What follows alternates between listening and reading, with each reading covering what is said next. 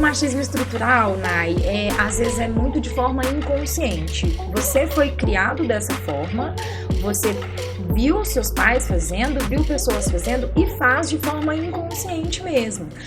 Busca um cafezinho pra mim, nós estamos com vontade de tomar um cafezinho também, você não quer pegar pra gente, não? Sugerir fazer um rodízio, né, por exemplo. Exatamente. Né? Só eu vou fazer, vamos cada dia, cada reunião. Sim. Eu fiz semana passada, o que você acha de fulano fazer dessa semana? Sugerir, se posicionar, né? É verdade. A interrupção na hora que você tá falando, pegar as ideias como se fossem suas, não só em reunião.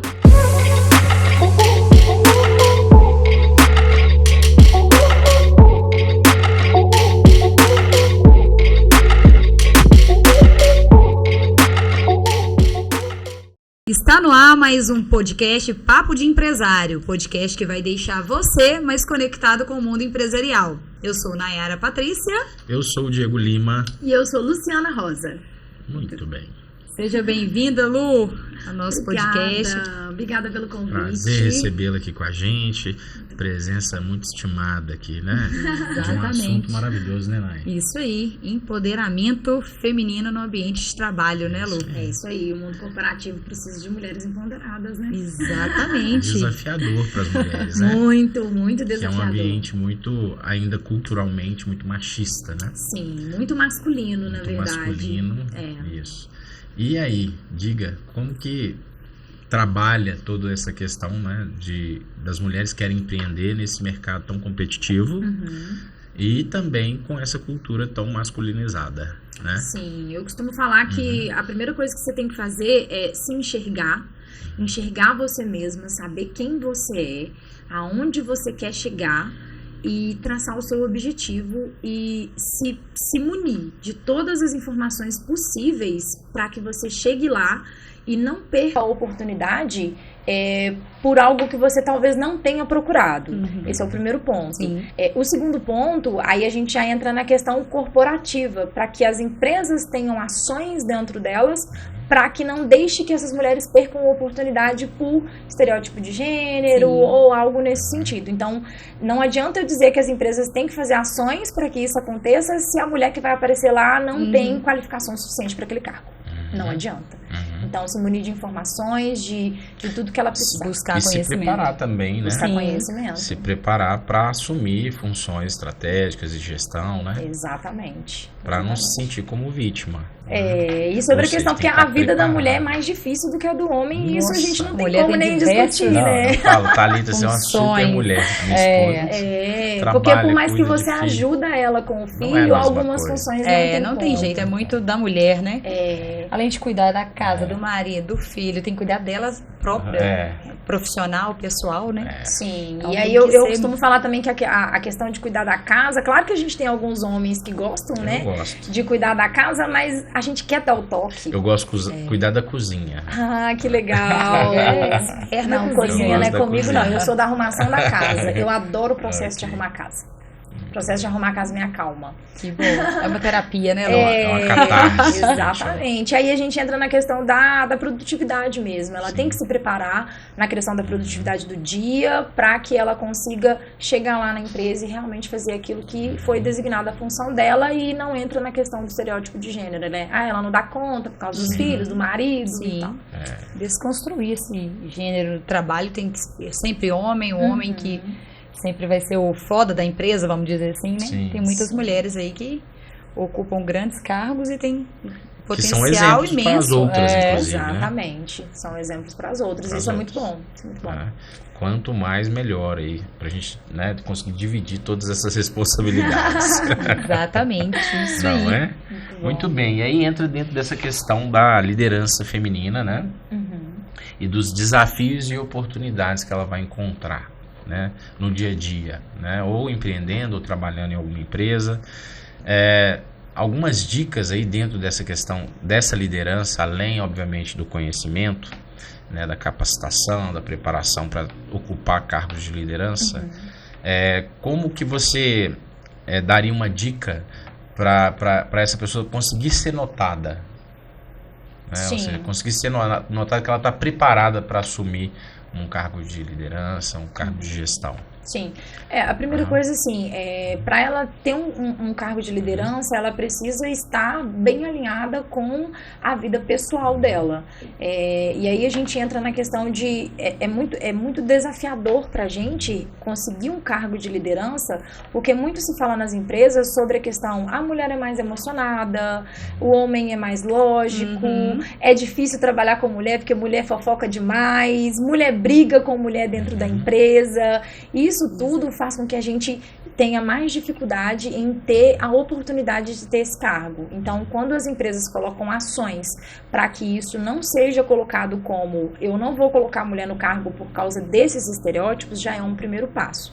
O segundo passo é exatamente ela também não entrar nesses estereótipos, porque conhecemos mulheres que gostam de fofocar, a mulher que implica com outra mulher. Então, assim, a gente poder colocar mais a empatia de uma mulher para outra, para que as pessoas desmistifiquem esse estereótipo. Então, para que isso não seja mais colocado dentro da empresa. Não seja uma barreira, né? Exatamente, não seja uma barreira, porque vai acontecer dentro da empresa de duas mulheres acabarem não se bicando e isso ser levado para o próximo cargo e falar, eu não vou contratar mulher para esse cargo mais não, porque é um problema. Então, assim, a gente se munir exatamente de empatia com a outra mulher, aí a gente entra de novo na questão da produtividade do dia dela, para que ela não chegue e fale, cheguei atrasada porque eu tive que levar meu filho na escola. Você sabia que você tinha que levar seu filho na escola, por que você não se programou para levar o seu filho na escola? O mesmo, eu não consegui ir porque eu tive um problema lá em casa com a questão da comida do meu filho. Então, assim, se programa, pensa na sua produtividade, porque o que você faz aqui na empresa agora, quando você sair, vai refletir no próximo que vai entrar. E isso é muito importante. Vai refletir, com certeza. E também, talvez, pensar se aquela empresa tem esses valores que ela está buscando, né? Os valores de cultura mesmo, né? Se é uma empresa que valoriza, né, essa diversidade. Sim, né? Sim. Já conheci empresas, por exemplo, que falou pra mim que não contratava mulheres porque tinha que pagar, mulher quando engravida tinha que pagar a questão lá da gestação, da licença maternidade, que isso era um gasto para a empresa. Aí você fala, não estou acreditando que você está falando um negócio desse comigo. Isso existe, né? Ainda existe. Aí entra da cultura da empresa em ações para que isso não aconteça. É papel do RH em explicar para o proprietário que não é ele quem paga a licença maternidade e que isso é um direito dela. Ou então, por exemplo, contrata o homem porque o homem não fica 6 meses com o filho. Vamos colocar como cultura na empresa, você dá umas férias, talvez, para o seu funcionário, para ele cuidar da esposa e do filho a partir do momento em que ela ganha o menino. Coloca um pouquinho de tempo a mais, ao invés de só os 4 ou 6 dias que o governo dá. No funcionalismo público já está indo para 6 aí. Pois né? Para homem também, né? Não sei se chega a 6, mas tem também um tempo maior do que no privado. Sim, olha o tanto que isso ajuda a mulher. Porque muito, só 4 dias só quem tem filho sabe, né? Só quem tem filho sabe. Exatamente. É verdade. Então, assim, se o governo ainda não faz, ainda só faz para cargos públicos, mas vamos pensar, não precisa ser 6 meses, mas vamos deixar 30 dias aquele seu funcionário para ajudar a esposa dele. Isso já é uma ação muito legal. E diminui a não contratação por causa desse motivo. Exato. Lu, tem um assunto importante assim que acontece, né, dentro das empresas que a gente gostaria de saber, machismo estrutural, Lu. Fala um pouco pra gente o que é isso aí. Primeiro explica o tema. Exatamente. Explica primeiro o que é isso, né? Pessoas sabem o que existe, o que é isso. O machismo estrutural, Nay, às vezes é muito de forma inconsciente. Você foi criado dessa forma, você viu seus pais fazendo, viu pessoas fazendo e faz de forma inconsciente mesmo. Então, muitas vezes, por exemplo, estamos numa sala de reunião onde tem só você de mulher na sala de reunião. E não é sua função fazer a pauta de reunião. Se fosse sua função, ok, mas não é sua função. E aí te peçam para fazer a pauta só porque você é mulher. E às vezes você fazendo a pauta, não tem problema eu fazer a pauta. Só que enquanto eu tô fazendo a pauta, eu tô deixando de ter insights dentro da reunião. Deixando de dar a minha opinião dentro dessa sala de reunião. E isso é um machismo estrutural onde as pessoas às vezes não percebem, os homens não percebem. E o líder também não percebe que aquele funcionário está fazendo daquela forma. Então aí a gente entra em mais uma coisa que o líder tem que estar atento. Aquele funcionário que sempre interrompe a mulher na hora que ela está falando. Você tem que prestar prestar atenção, se o funcionário faz isso com todo mundo, aí você tem que ir numa correção diferente, né? Falar, poxa, cara, para de interromper as pessoas e tal. E prestar atenção se ele só faz isso com as mulheres. E pior que isso, não é só interromper. Ele sabe a conclusão do meu assunto e coloca o assunto como se fosse ideia dele. É de matar qualquer um, né? Então, esse é o machismo estrutural. É algo que muitas vezes é feito de forma inconsciente, mas que desgasta a gente, diminui a gente. E é papel tanto dos colaboradores entenderem que estão sendo dessa forma e do líder também perceber que estão fazendo isso e que pode ser uma forma de machismo estrutural. E como trabalhar isso? Como que o líder vai trabalhar com eventuais casos como esse? Tem alguma sugestão? E às vezes identificar mesmo ali, né, que está sendo, igual você falou, pode ser inconsciente. Acho que e outra, é muito importante identificar esse ponto. Se ele é assim com todo mundo, né? Ou se realmente quando acontece com mulheres, né? Exatamente. Porque às vezes é a forma da pessoa agir, mas como que o líder consegue perceber isso e talvez fazer um trabalho de melhoria quando começa essas questões? Sim, eu acho que vai muito do comportamento da própria pessoa. Porque se ele é machista estrutural dentro de uma sala de reunião, na pauta, pegar o cafezinho e interromper, ele faz outras coisas dentro da empresa que se torna machismo. Por exemplo, tá calor, tá super calor. Eu posso vir de short, trabalhar, shortinho alfaiataria, que não seja muito curto, decente, um vestido. O líder vai perceber como que ele olha para a menina. Ele vai perceber como que ele lidar com aquela pessoa dentro do ambiente de trabalho, se ele é excessivo no que ele está falando ou olhando, ou se ele não é. Isso é só uma parte, mas durante o dia inteiro, ele vai ter falas machistas, ele vai generalizar estereótipos, ele vai fazer isso o dia inteiro.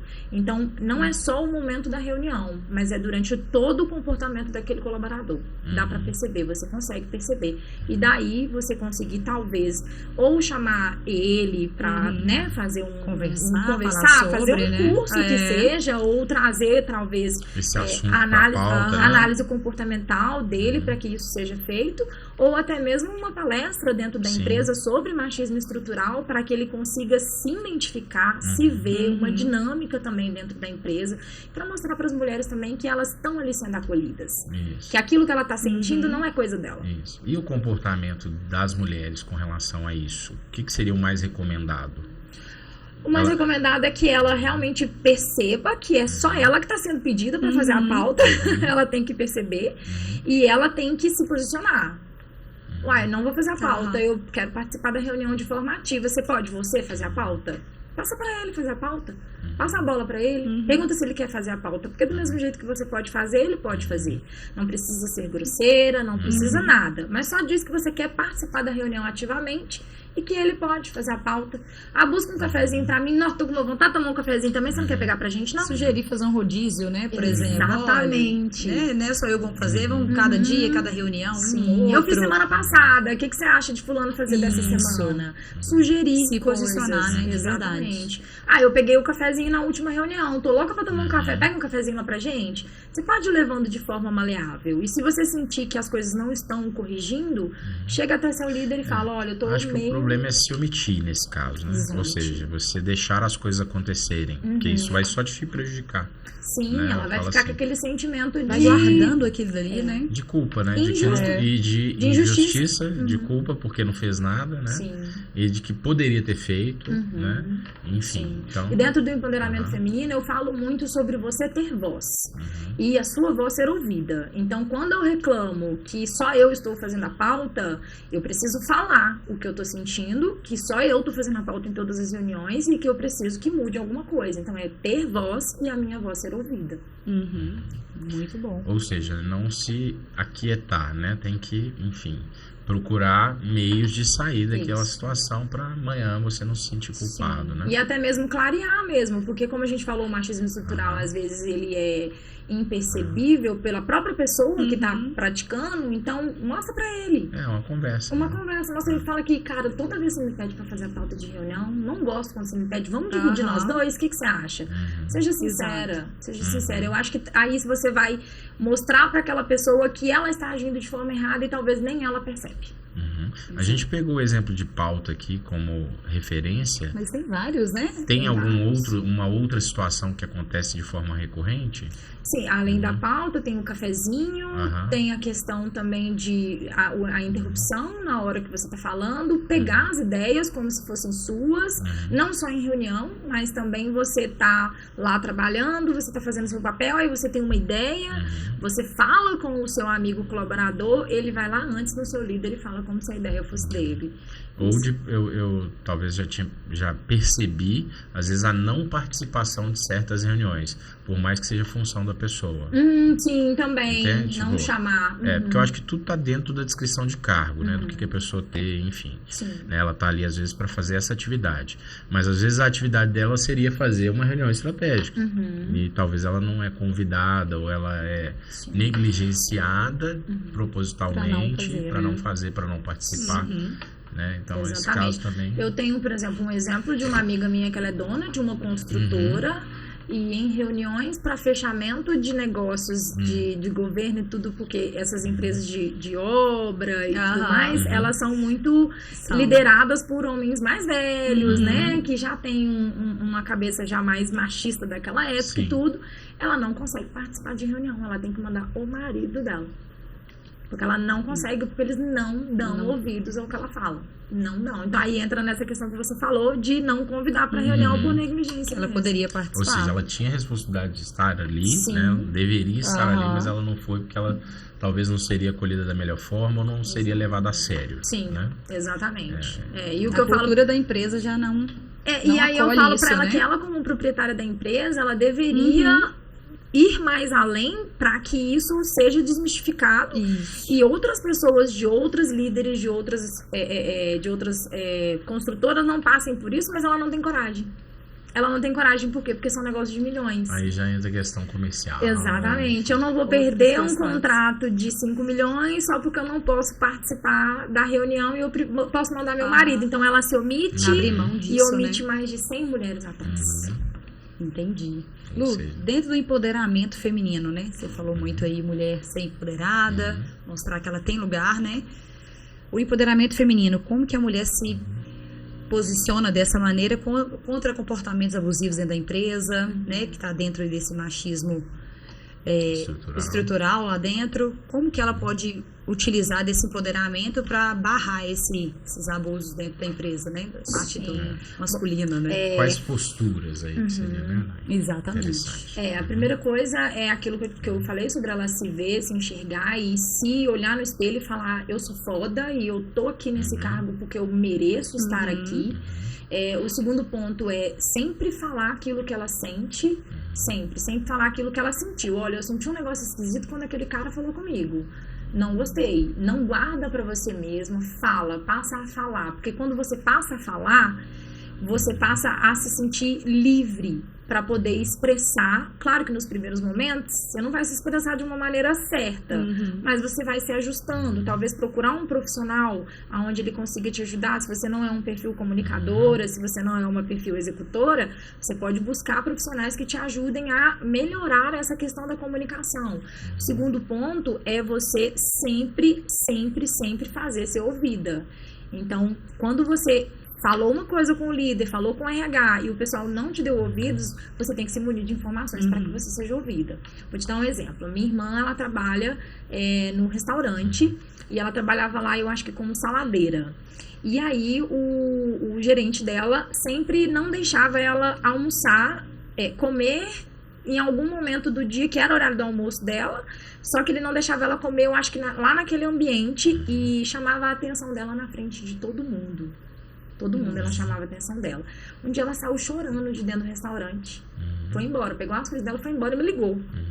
Quando ela me ligou, eu falei, Vânia, você já falou com o RH? Falei. O que o RH falou? Isso. Eu falei, então me passa o telefone do RH. Eu liguei pro RH e falei exatamente as palavras que eu precisava falar. Olha, o seu gerente, ele me tratou a minha irmã dessa forma. Eu preciso que você tome uma atitude, porque eu preciso que você verifique. Primeiro, ele faz isso com homens? Dentro da empresa? Ele faz isso só com as mulheres? Ele faz isso só com as mulheres negras? Porque a minha irmã é negra? Ele faz isso dessa forma? Você já verificou? Porque minha irmã já foi em você. e você não fez nada. Então, ou você faz alguma coisa, ou a gente vai fazer uma denúncia no Ministério Público. E aí vocês vão ter que fazer alguma coisa. E se você não me ligar até amanhã, a minha irmã vai fazer um boletim de ocorrência. Então, eu aguardo a sua ligação amanhã. O RH me ligou e resolveu o problema com ele. Então, você tem que falar da maneira certa, se munir de informações daquilo que é seu direito e falar da maneira certa e ser ouvida. Você tem que se fazer ser ouvida. E aí entra o empoderamento feminino. Quando você se faz ser ouvida, você se sente tão bem, você se sente tão poderosa e acolhida por você mesma. Precisa guardar, né? Não precisa. Exatamente. Não precisa. E outra, né, gente? Escolher bons lugares para estar.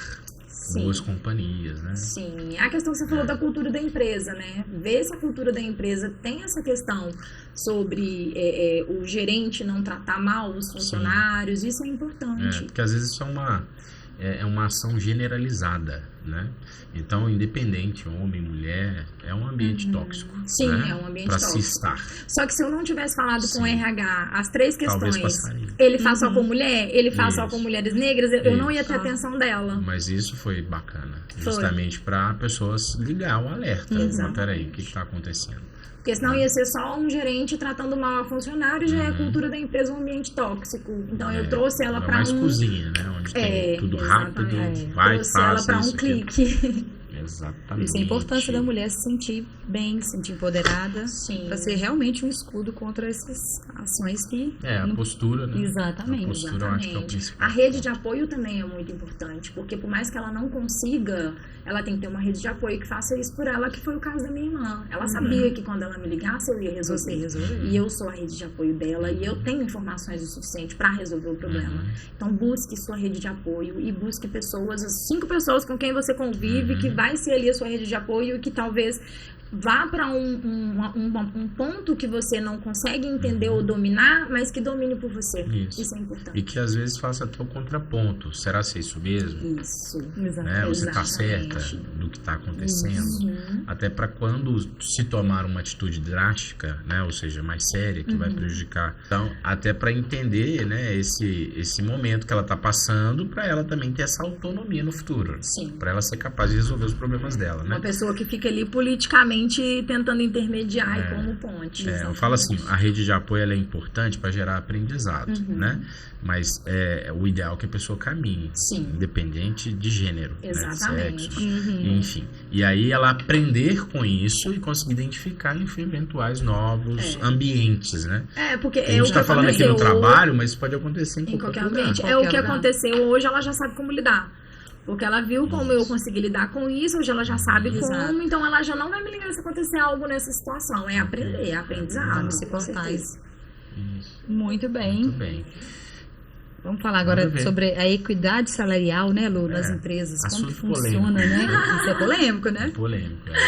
Fala aí. Polêmico. Bom, estatisticamente sabemos que mulheres em alguns cargos que são os mesmos cargos, não em todas as empresas, tá? Eu, por exemplo, já trabalhei em muitas empresas onde eu trabalhava no mesmo cargo e eu exigi receber a mesma coisa. Então, não em todas as empresas, mas sabemos que estatisticamente alguns cargos mulheres ganham bem menos do que homens. Exercendo a mesma função e assim, é injusto, é o que a gente estava conversando inicialmente, né? É um caminho que a gente vem percorrendo até aqui e que a gente precisa acelerar esse processo para que isso seja igual. Já é pelo ponto de vista de legislação, né? Ou seja, legalmente falando, tem que ser igual. Agora, culturalmente, quando não entra, né, na formalidade, é que está tendo aceitação, né? Aí é onde a postura é fundamental. Exatamente. Porque, do ponto de vista legal, já está lá que tem que ser equiparado, né? Mas e aí, na prática, né? Que acontece. Né? Então, quem está omitindo isso? Né? E a gente já tem uma legislação que nos ampara. Então, assim, sair desse vitimismo também é muito importante nesse momento. Né? De, peraí, vamos entender melhor isso aqui. Né? Vamos conversar. Por que eu estou no mesmo cargo que ele e ele está ganhando menos que eu? E com quem que eu vou falar para resolver isso? E com a mesma função e com as mesmas responsabilidades. Exatamente. Né? Mesma carga horária, mesmo tudo. Não é?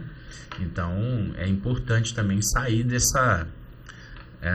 desse escudo, né, de desgaste, porque obviamente que vai haver desgaste às vezes numa conversa, principalmente da forma que for levado o tom da conversa, mas eu acredito que nenhum empregador, independente ele homem ou mulher, vai querer ter esse tipo de problema para resolver judicialmente. Sim, né? claro. Mas só vai resolver se tiver, às vezes, porque como não é todo mundo que vai ter essa consciência de ir lá e já fazer todas as mudanças necessárias, ele precisa ser acionado para acontecer a mudança. E aí a gente entra muito também na questão da responsabilidade do próprio homem, porque às vezes eu não sei quanto que o meu colega de trabalho ganha, mas ele sabe que ele ganha mais do que eu.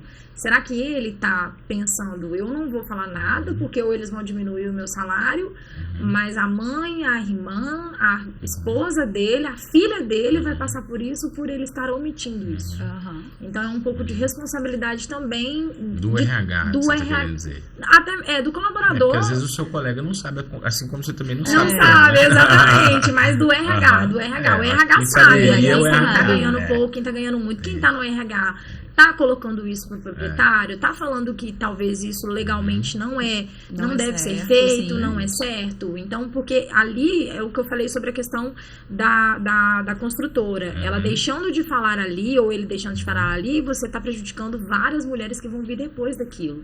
Então, é exatamente isso. É falar mesmo e não deixar que isso aconteça. Muito bem. É isso aí. Muito bem, e é um assunto que gera polêmicas aí absurdas, né, nas empresas, mas tem que se expor. Tem que ser falado, porque senão essa caminhada vai ser muito longa. Fica mais longa. Muito Lu, bem. e hoje, sobre empoderamento, né, as mulheres têm muitas formas de buscar isso, né? Quais são esses caminhos que ela pode buscar para trabalhar mais esse empoderamento, ela se sentir uma pessoa mais realmente empoderada, Dona né? de si, né? Exato. Muito bem. Sim. Eu costumo falar muito sobre a questão do poder da automotivação, né? Você precisa se automotivar. É o que eu falei sobre se enxergar, sobre se ver, se olhar no espelho, ver seu potencial. O segundo ponto é você buscar mentores. Você precisa se espelhar ou enxergar quem tá lá na frente, porque quem tá lá é quem vai te puxar para lá.